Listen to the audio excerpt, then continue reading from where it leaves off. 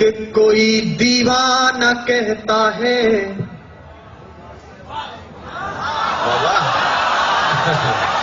अरे दाद देनी है, खाज नहीं देनी है। सुनेगा, मस्ती के साथ सुनेगा। इसका वॉल्यूम बढ़ा दो भाई, मेरा कम है। कि कोई दीवाना कहता है, कोई पागल समझता है। नौजवान दोस्त मेरा साथ दें। मैं समझ गया कि तुम हो। कोई दीवाना कहता है, कोई पागल समझता है, मगर धरती की बेचैनी को बस बादल समझता है।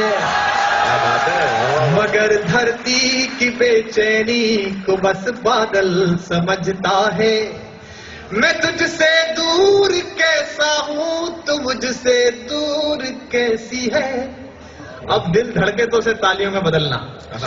मैं तुझसे दूर कैसा हूँ, तू मुझसे दूर कैसी है। ये तेरा दिल समझता है या मेरा दिल समझता है। ये तेरा दिल, ये इस बार के सेमेस्टर में आने वाली है। कि मोहब्बत एक एहसासों की पावन सी कहानी है। बहुत अच्छे। तुम यहाँ थे, मैं तो तुम्हें आगरा में ढूंढ रहा था। कि मोहब्बत एक एहसासों की पावन सी कहानी है। कभी कबीरा दीवाना था, कभी मीरा दीवानी है। यहाँ सब लोग कहते हैं मेरी आंखों में आंसू है। ये पंक्ति सुनना और आप तक पहुंच जाए तो सूचित करना। यहाँ सब लोग कहते हैं मेरी आंखों में आंसू है। जो तू समझे तो मोती है, जो ना समझे तो पानी है। जो तू समझे तो मोती है। और एक बात और ध्यान से सुनना, आप उस दौर में हैं जब आप विशिष्ट हैं।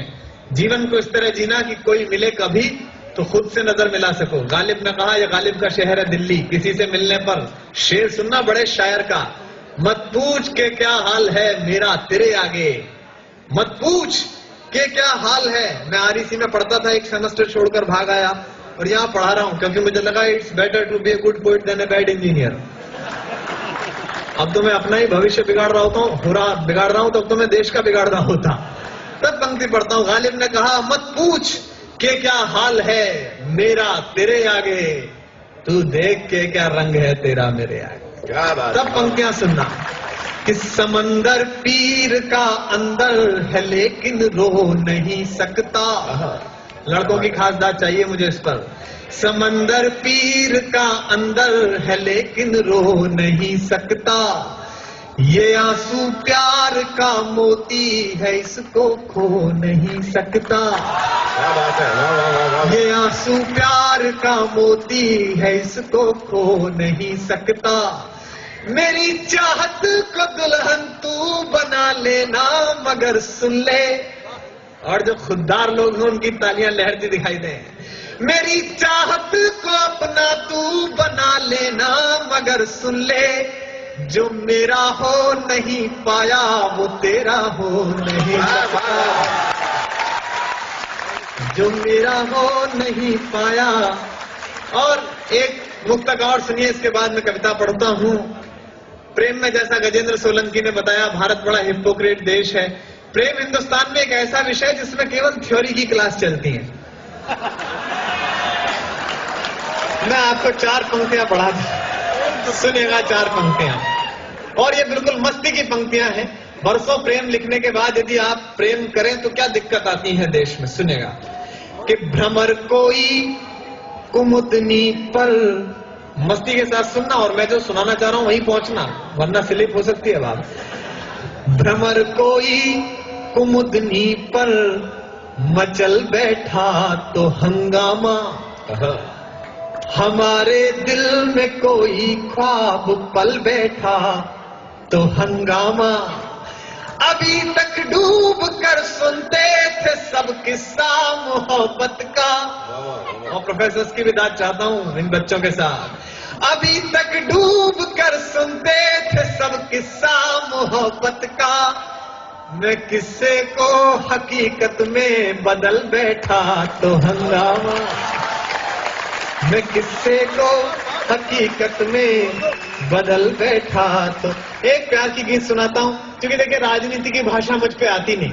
अब राजनीति की भाषा इतनी घटिया हो गई है कि हम बोल भी नहीं सकते। दिल्ली में अभी चुनाव हुए तो मेरे भाजपाई और कांग्रेसी दो दोस्त लड़ पड़े एक दिन शाम को डिस्को में। तो वो भाजपाई बोले काहे की सोनिया गांधी, क्या किया तुम्हारी सोनिया गांधी ने देश के लिए? तो बच्चे ही तो पैदा किए। तो भाजपाई बोला और तुम्हारे अटल बिहारी वाजपेयी वो भी नहीं हुए। वो आपस में उनकी ऐसी भाषा हो गई। तो इस पर क्या कविता लिखते हैं? और अटल जी के लिए टिप्पणी की संदीप ने, मुझे अच्छा नहीं लगा। अटल जी 80 वर्ष के आदमी हैं, पूरे जीवन जिस आदमी को बहू नहीं मिली उसे बुढ़ापे में बहुमत मिला, ये उनकी खुद की उपलब्धि है। मुझे तो याद है अभी एक दिन अटल जी सोनिया जी के साथ सर्वदलीय मीटिंग में बैठे हुए थे, तो सोनिया जी ने कहा, अटल जी ये पाकिस्तान बहुत गड़बड़ कर रहा है। आप जानते हैं सोनिया जी बहुत अच्छी हिंदी बोलती हैं। जब वो हिंदी बोलती है मुझे पता नहीं बातें कहाँ होती है, लेकिन शरीर में खिल जाती हैं। तो बोली, अटल जी ये पाकिस्तान बहुत गड़बड़ कर रहा है, आप इस पर हमला कर दीजिए। अभी पिछले दिनों सोनिया जी राजस्थान में प्रचार में गई तो भरतपुर में तो चित्तौड़ के राजा की जय बुलवा दी और चित्तौड़ में भरतपुर वाले की जय बुलवा दी। वो पर्चा बदल गया था। तो किसी ने कहा, बोले मैडम ये तो गड़बड़ हो गई, आपने दूसरा राजा इस्तेमाल कर दिया। अरे बोले शटअप, जब मैं इटली से आके यहाँ राज कर सकती हूँ तो ये 300 किलोमीटर चल के राज नहीं कर सकता? क्या दिक्कत है इसमें? तो उन्होंने कहा कि अटल जी ये पाकिस्तान बहुत गड़बड़ कर रहा है, इस पर हमला कर दीजिए। तो अटल जी ने कहा, सोनिया जी आपकी ये बात तो ठीक है। तभी वहां टोनी ब्लेयर बैठे हुए थे। टोनी ब्लेयर आप जानते हैं ब्रिटेन के प्रधानमंत्री हैं, जॉर्ज बुश के छोटे वाले पामेरियन हैं। वो भी वहां बैठे हुए थे। उन्होंने कहा, नहीं अटल जी आप हमला मत कीजिए, आप बड़े भाई हैं, दक्षिण एशिया में शांति का संकट पैदा हो जाएगा। तो अटल जी बोले, टोनी जी आपकी ये बात तो ठीक है। तभी एक पत्रकार बोला था, आपकी समझ में नहीं आ रही है, इसकी भी ठीक कह रहे हो, इसकी भी ठीक कह रहे हो, आप तो कुछ कर ही नहीं रहे हो। बोले, यार बात तो तुम्हारी भी ठीक। तो 27 दलों की सरकार चलानी है, तो मैं आपको राजनीति पे नहीं प्रेम पे कविता सुनाता हूं। क्योंकि प्रेम सफल हो जाए तो आदमी विवेक ओबराय हो जाता है, और असफल हो जाए तो सलमान खान हो जाता है। और मैं आप सबको विवेक ओबराय देखना चाहता हूं। अब आप भी क्यों ना हो साहब, वो स्त्री जिसके लिए वो दोनों पागल हैं, वो सुंदरी इतनी है, भगवान ने पूरी समर वेकेशन खराब करके बनाई है।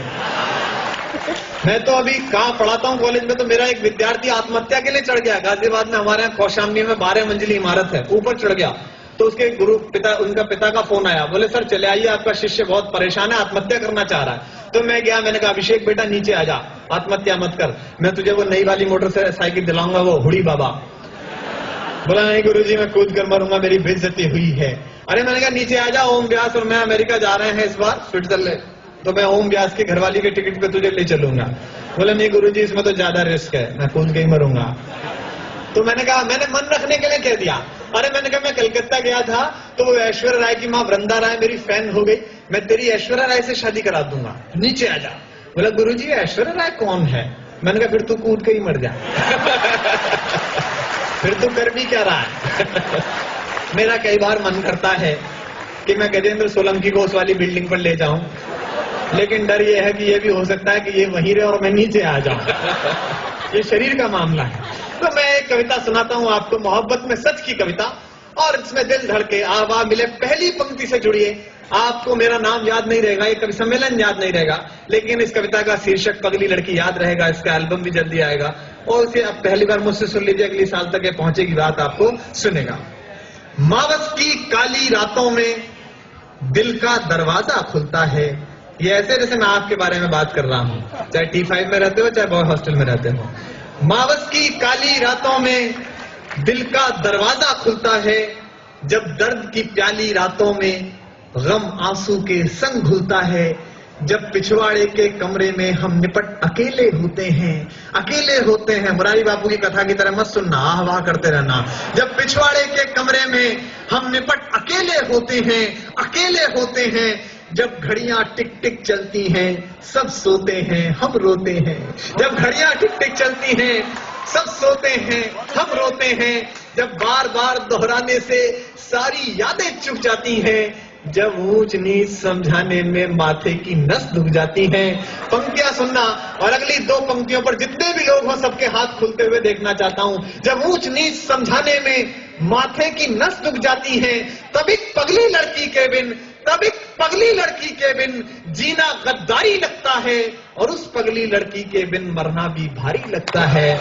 मावस की काली रातों में दिल का दरवाजा खुलता है, जब दर्द की काली रातों में